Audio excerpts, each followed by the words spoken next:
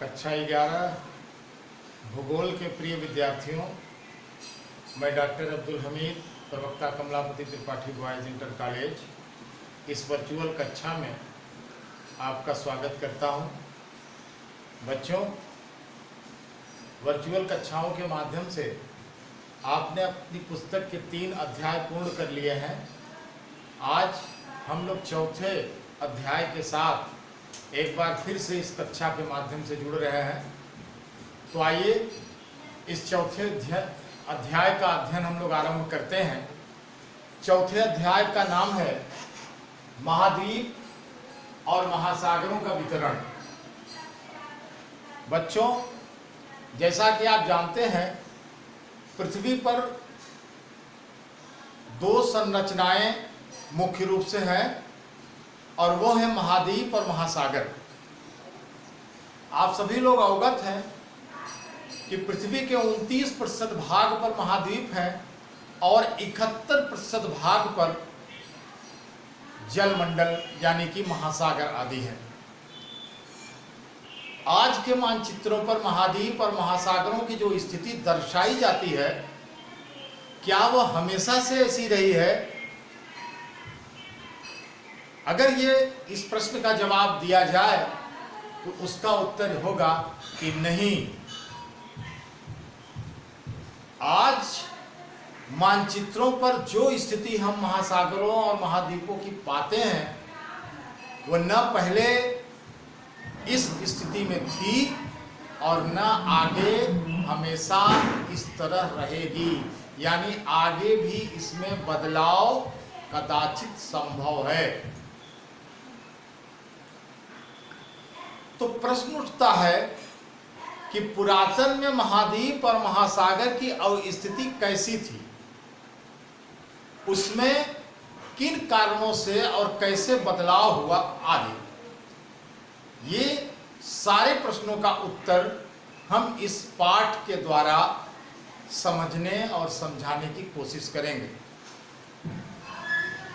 और जाहिर है, इन प्रश्नों का जवाब भी हमें पीछे के पाठ की भांति वैज्ञानिकों द्वारा प्रस्तुत विभिन्न प्रकार की थ्योरियों से ही मिलेगा, क्योंकि हमें यह पता नहीं है कि जब पृथ्वी बनी और उस पर इन महाद्वीपों और महासागरों का निर्माण हुआ तो वो किस स्थिति में थे, उनमें बदलाव किन परिस्थितियों में हुआ, और आज जो वर्तमान स्थिति है वो बदलाव के किन चरणों से होकर के वर्तमान स्थिति तक पहुँचे।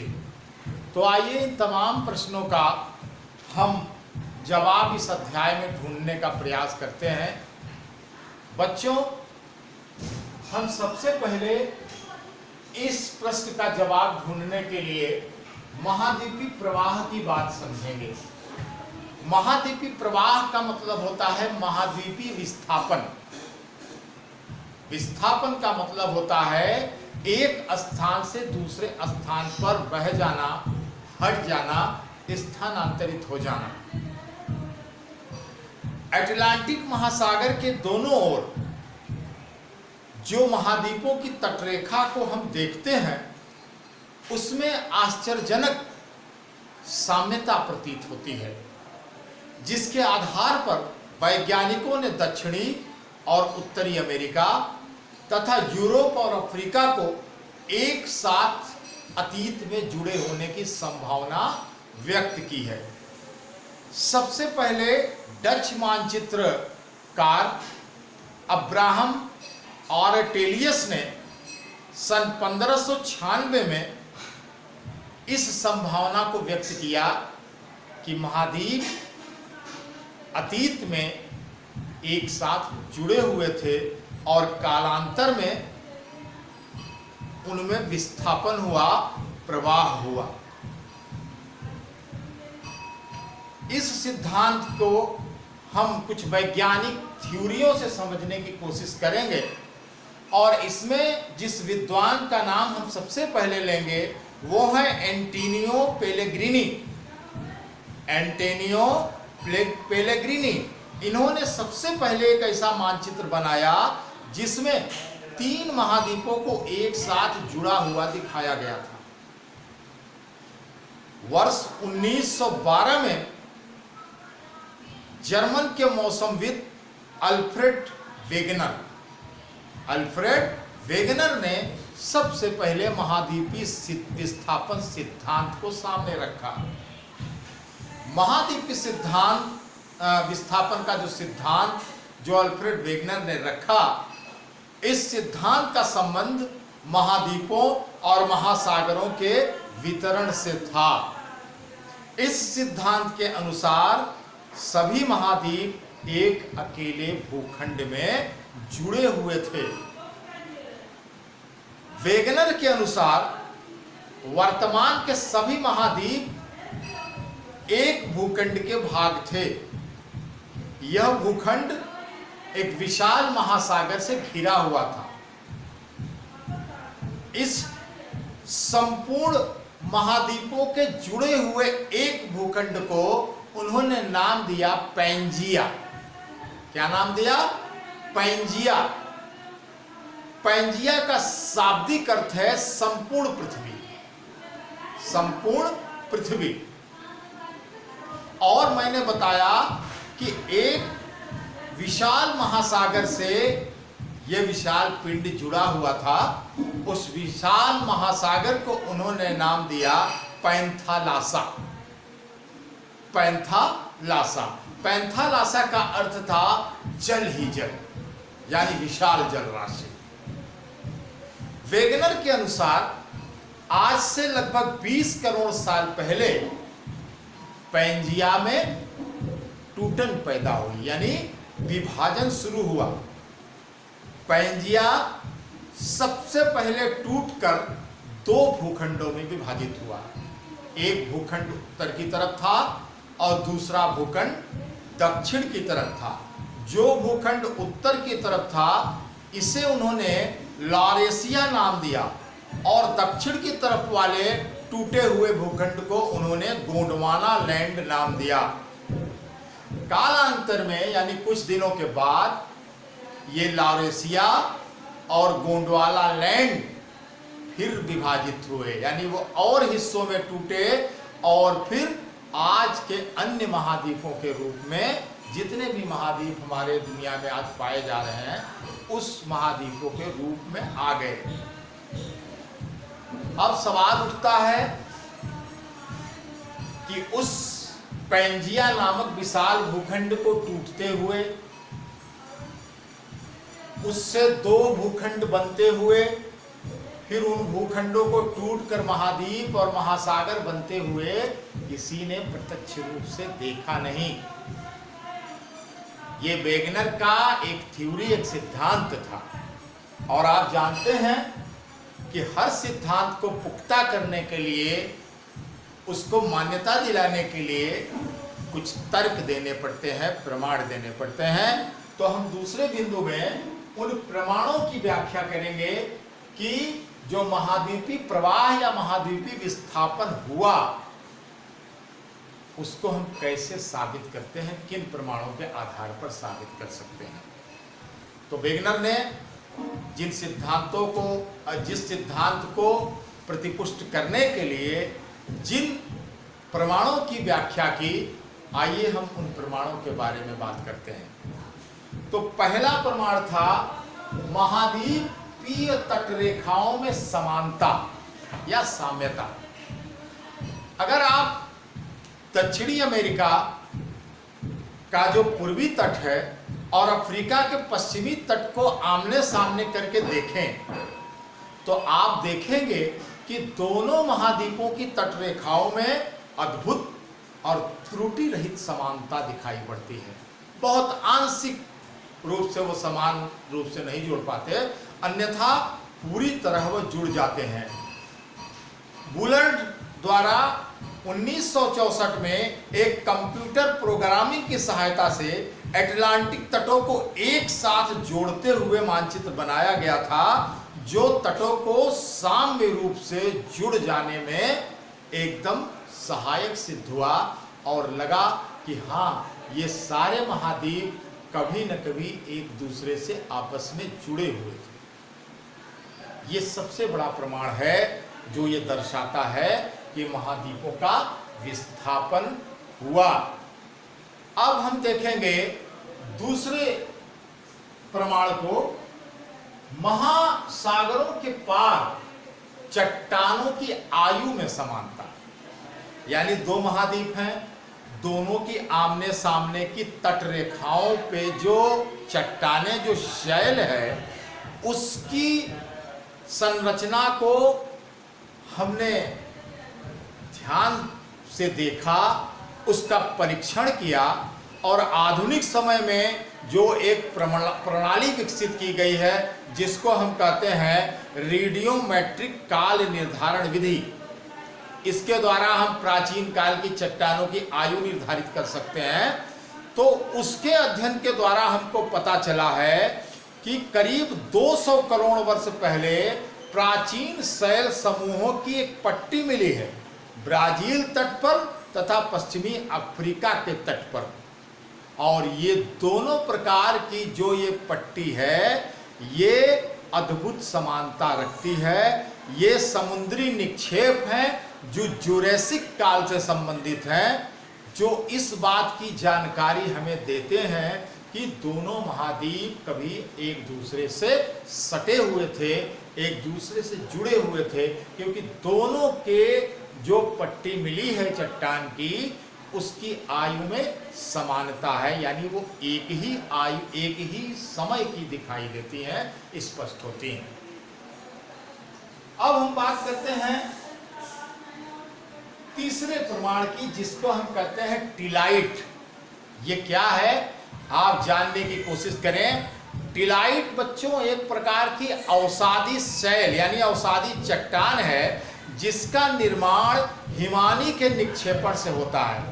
हिमानी आप जानते हैं, बर्फ की नदी जो पर्वतीय क्षेत्रों पर बहती है, उसके निक्षेपण से जिस प्रकार की चट्टानों का निर्माण होता है वो अवसादी वर्ग की है और उन्हीं को टिलाइट कहा जाता है।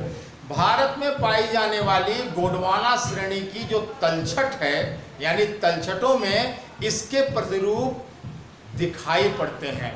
सिर्फ भारत के इस गोंडवाना लैंड के तलछटों में ही नहीं, बल्कि अफ्रीका, फॉकलैंड द्वीप, मेडागास्कर, अंटार्कटिका और ऑस्ट्रेलिया में भी इस प्रकार के प्रतिरूप प्राप्त होते हैं। गोंडवाना श्रेणी की तलछटों वाली यह समानता स्पष्ट करती है कि इन स्थल खंडों के इतिहास में भी समानता रही है। यानी जो और 6 हमने बताया, इन सब के इतिहास में भी समानता रही है। हिमानियों द्वारा निर्मित टिलाइट चट्टानें पुरातन जलवायु और महाद्वीपों के विस्थापन का स्पष्ट प्रमाण प्रस्तुत करती हैं। तो ये भी एक महत्वपूर्ण तथ्य है। अब हम देखेंगे जीवाश्मों का वितरण। इस आधार पर हम इस विस्थापन की थ्योरी को परिपुष्ट करने की कोशिश करेंगे। समुद्री अवरोधक के दोनों विपरीत किनारों पर यदि जल और स्थल में पाए जाने वाले पौधों और जंतुओं में समान प्रजातियां पाई जाएं, तो हम कह सकते हैं कि ये दोनों तट आपस में जुड़े रहे होंगे। लैमूर भारत, मेडागास्कर, अफ्रीका तीनों जगह पाए जाते हैं। इसलिए वैज्ञानिकों ने इन तीनों स्थल खंडों को जोड़कर एक सतल स्थल खंड लैमूरिया की उपस्थिति को स्वीकार किया। यानी ये तट कभी आपस में जुड़े थे। इसी प्रकार मेसोसारस नाम के छोटे रेंगने वाले जीव जो केवल खारे पानी में रह सकते थे, इसलिए इनकी जो हड्डियां हैं वो केवल दक्षिणी केप प्रांत और ब्राजील के इरावर शैल समूह में ही मिलती हैं। वर्तमान में ये दोनों अलग महाद्वीपों के अंग हैं और एक दूसरे से 4800 किलोमीटर की दूरी पर स्थित हैं। इनके मध्य एक महासागर आज विद्यमान है। लेकिन इस छोटे रेंगने वाले मेसोसारस नाम के जीव की दोनों तटों पर उसके हड्डियों की उपस्थिति ये प्रमाणित करती है ये दोनों महाद्वीप या दोनों तटरेखाएं कभी आपस में जुड़ी हुई थी। ठीक है, अब आइए हम इस पांचवें और अंतिम प्रमाण की बात करते हैं, जो ये प्रमाणित करेगा कि महाद्वीप कभी आपस में जुड़े थे, और वो है प्लेसर निक्षेप। ये क्या है बच्चों? अफ्रीका के तट पर एक देश है घाना, वहां सोने का बहुत बड़ा निक्षेप प्राप्त हुआ है। सोने के निक्षेप की उपस्थिति तो मिली, लेकिन जिन उद्गम चट्टानों में ये सोना निकलता है वो नहीं मिली। यह एक आश्चर्यजनक तथ्य है। सामान्यतः सोना युक्त सिराएं, सोना आप जानते हैं सिराओं यानी कि नसों के रूप में प्राप्त होता है, तो ये ब्राजील में पाई जाती हैं, जिससे स्पष्ट होता है कि घाना में मिलने वाले सोने के निक्षेप ब्राजील पठार से उस समय निकले होंगे जब ये दोनों महाद्वीप एक दूसरे से अलग हो रहे थे। तो ये भी एक पुख्ता प्रमाण है जिसके आधार पर हम कह सकते हैं कि अल्फ्रेड वेगनर की महाद्वीपीय विस्थापन की थ्योरी सही है। अब हम कुछ अगले बिंदुओं को लेते हैं।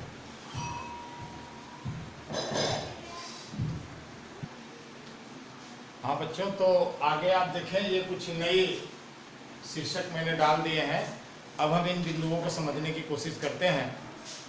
आपने देखा कि किस तरह वेगनर ने कुछ ऐसे प्रमाण प्रस्तुत किए जिनके आधार पर हम ये कह सकते हैं कि वास्तव में ये पृथ्वी के सारे महाद्वीप आज के एक दूसरे से जुड़े हुए थे। अब यहाँ एक प्रश्न उठता है कि अगर ये वास्तव में जुड़े थे और कालांतर में एक दूसरे से अलग हुए, तो किस कारण से अलग हुए? तो वेगनर ने उन कारणों को भी समझाने की कोशिश की है और महाद्वीपीय विस्थापन का कारण, इसको वेगनर महोदय ने बताया कि एक तो पोलर फ्लिंग बल और दूसरे ज्वारीय बल के कारण ये महाद्वीप जो आपस में जुड़े हुए थे वो एक दूसरे से अलग हुए। तो आइए समझते हैं कि पोलर फ्लिंग बल और ज्वारीय बल क्या होता है। तो पहले पोलर या ध्रुवीय फ्लिंग बल की बात करते हैं। इसका संबंध पृथ्वी की घूर्णन गति से है, यानी पृथ्वी जो अपनी कीली पर घूमती रहती है, परिभ्रमण करती रहती है, उससे एक बल उत्पन्न होता है। आप जानते हैं कि पृथ्वी भूमध्य रेखा पर कुछ उभरी हुई है, यह उभार पृथ्वी के घूर्णन के कारण होता है। वेगनर महोदय ने इस घूर्णन गति के फलस्वरूप इन महाद्वीपों के टूटने की बात की, और दूसरी बात जो उन्होंने की है वो है ज्वारीय बल।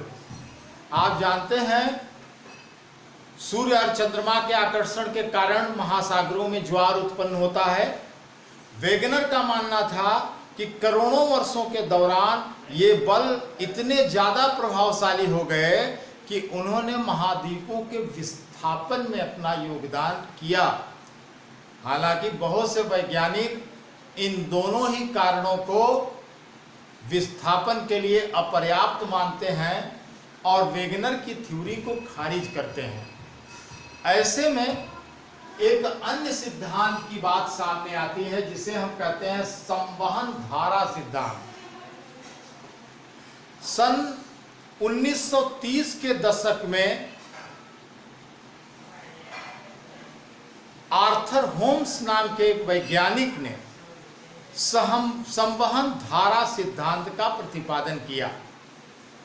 उनका कहना था कि जो मेंटल है, जो आप पढ़ चुके हैं, पृथ्वी का जो मेंटल वाला हिस्सा है, उन्होंने बताया कि यहाँ संवहन धाराएं रेडियो एक्टिव तत्वों से उत्पन्न ताप भिन्नता के कारण उत्पन्न होती हैं।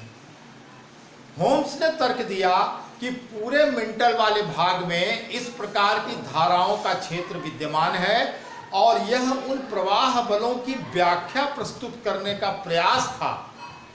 यानी होम्स ने यह व्याख्या इसलिए प्रस्तुत की थी क्योंकि वेगनर द्वारा प्रस्तुत इन दोनों बलों के सिद्धांत को लोगों ने अपर्याप्त मानना था, जिसके बल पर उन्होंने वेगनर की थ्योरी को खारिज किया था।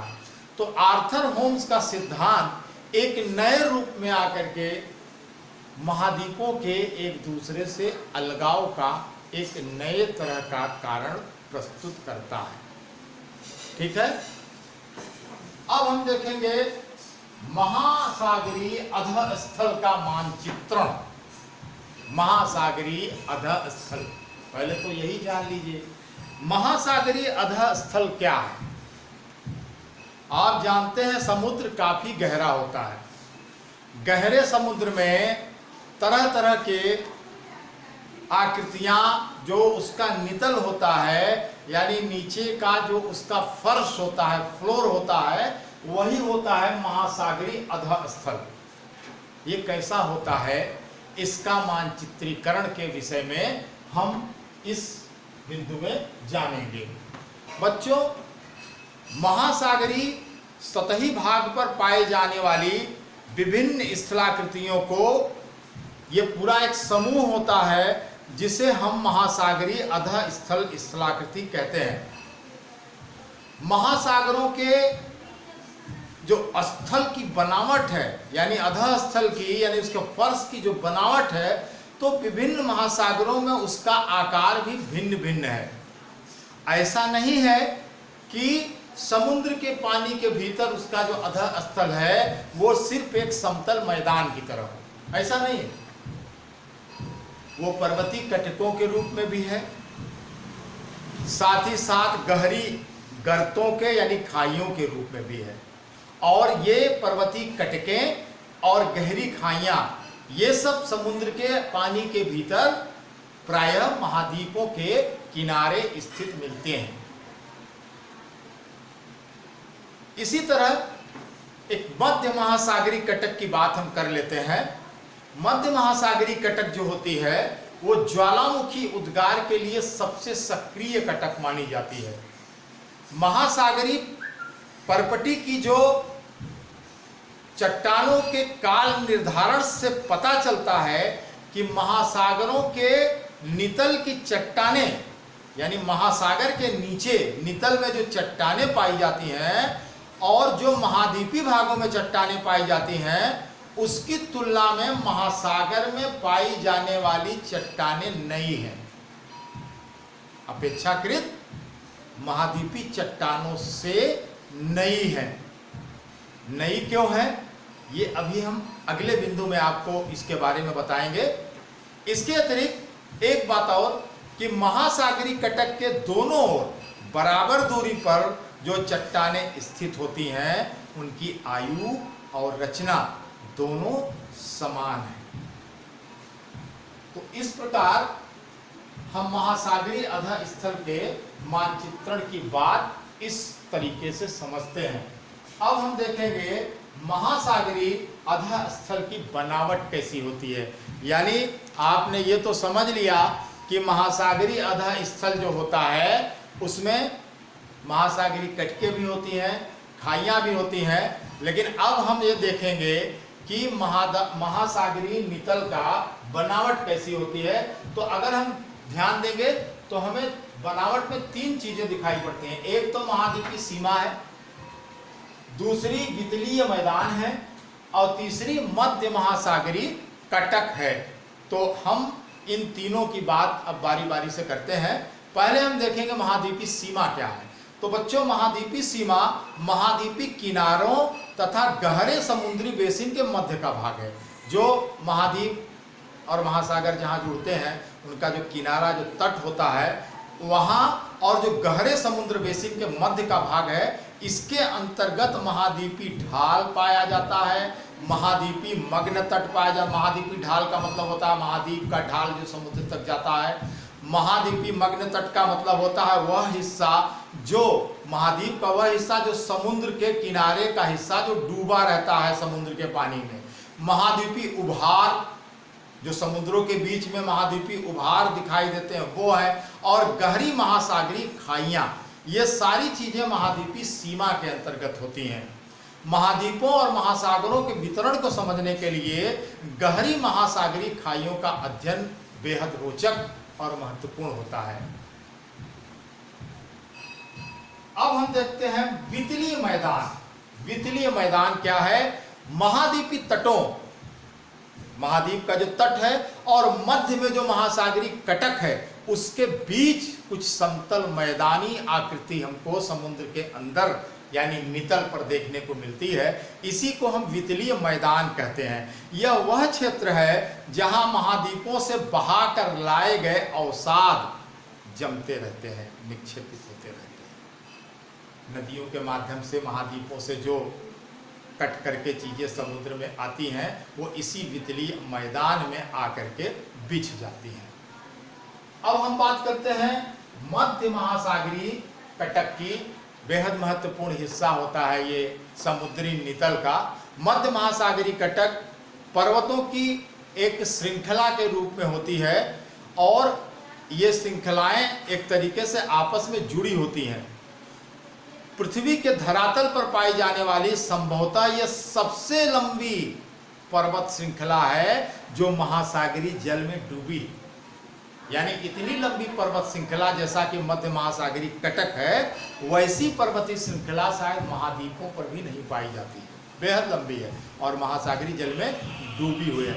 इन कटकों की महत्वपूर्ण विशेषता यह है कि इनके मध्यवर्ती हिस्से पर रिफ्ट, एक प्रभाजक पठार और पार्श्वमंडल होता है। मध्यवर्ती भाग में स्थित द्रोणी सक्रिय ज्वालामुखी का सबसे महत्वपूर्ण उद्गम स्थल होता है। जो ज्वालामुखी समुद्रों में फटते हैं वो मध्य महासागरीय कटक के इसी मध्यवर्ती भाग में स्थित द्रोणी से ही फटते हैं। ठीक है, अब हम एक अन्य महत्वपूर्ण बिंदु की बात करते हैं, भूकंप और ज्वालामुखी। आपको मैं बता दूं, भूकंप और ज्वालामुखी ये मैंने आपको स्थल मंडल के विषय के संदर्भ में पढ़ा चुका हूं, लेकिन यहाँ हम जब भूकंप और ज्वालामुखी की बात करते हैं तो आपको ये समझ लेना चाहिए कि यहाँ पर ये भूकंप और ज्वालामुखी इस महासागरीय और महाद्वीपी दोनों के एक साथ ले करके उस संदर्भ में है। विश्व स्तर पर भूकंप और ज्वालामुखी का वितरण असमान है। विश्व के मानचित्र में अटलांटिक महासागर के मध्यवर्ती भाग में तट रेखा के समानांतर से प्रारंभ होकर एक बिंदु रेखा आगे हिंद महासागर तक जाती है।